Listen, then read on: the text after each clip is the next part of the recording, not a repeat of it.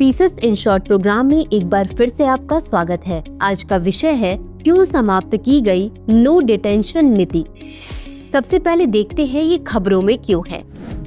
हाल ही में केंद्र सरकार ने केंद्रीय विश्वविद्यालयों तथा जवाहर नवोदय विश्वविद्यालयों सहित स्वयं द्वारा शासित स्कूलों में कक्षा 5 और 8 के लिए नो डिटेंशन नीति को समाप्त कर दिया है। यह निःशुल्क और अनिवार्य बाल शिक्षा का अधिकार संशोधन नियम 2024 शीर्षक से एक राजपत्र अधिसूचना के माध्यम से किया गया है।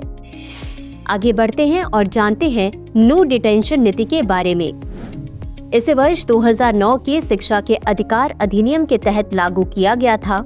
इस नीति का उद्देश्य यह सुनिश्चित करना था कि कक्षा 1 से 8 तक कोई भी छात्र असफल न घोषित किया जाए और सभी को बिना किसी बाधा के अगली कक्षा में पदोन्नति दी जाए।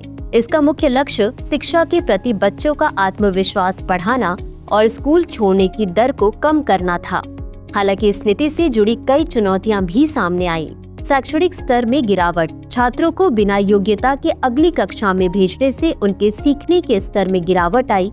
शिक्षकों पर प्रभाव, छात्रों के प्रदर्शन का दबाव शिक्षकों पर कम हो गया, जिससे शिक्षा की गुणवत्ता प्रभावित हुई। छात्रों की रुचि में कमी, कई छात्रों और अभिभावकों ने इसे गंभीरता से लेना बंद कर दिया, जिससे सीखने की प्रक्रिया कमजोर हो गई। अनियमितता में वृद्धि, कई राज्यों में छात्रों की उपस्थिति और परीक्षा में रुचि कम होने लगी।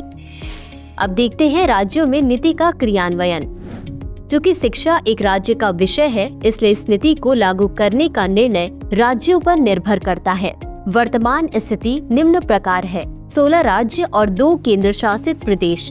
इन क्षेत्रों में नो डिटेंशन नीति को समाप्त कर दिया गया है। इनमें दिल्ली जैसे क्षेत्र शामिल हैं। अन्य राज्य और केंद्र शासित प्रदेश, कुछ राज्य जैसे हरियाणा और पुडुचेरी अभी इस पर कोई निर्णय नहीं ले पाए हैं। पुनर्परीक्षा आधारित प्रक्रिया, जहां नीति समाप्त हो चुकी है, वहां परीक्षा और पुनर्परीक्षा क्षमता आधारित बनाई गई है। अंत में देखते हैं आज के अभ्यास प्रश्न को। नो डिटेंशन नीति के संदर्भ में निम्नलिखित कथनों पर विचार कीजिए। 1. हाल ही में केंद्र सरकार ने इस नीति को समाप्त कर दिया है। 2. इसे वर्ष 2009 के शिक्षा के अधिकार अधिनियम के तहत लागू किया गया था। उपर्युक्त में से कौन सा या कौन से कथन सही है या सही है?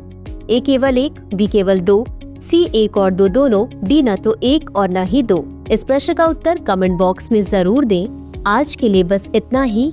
धन्यवाद।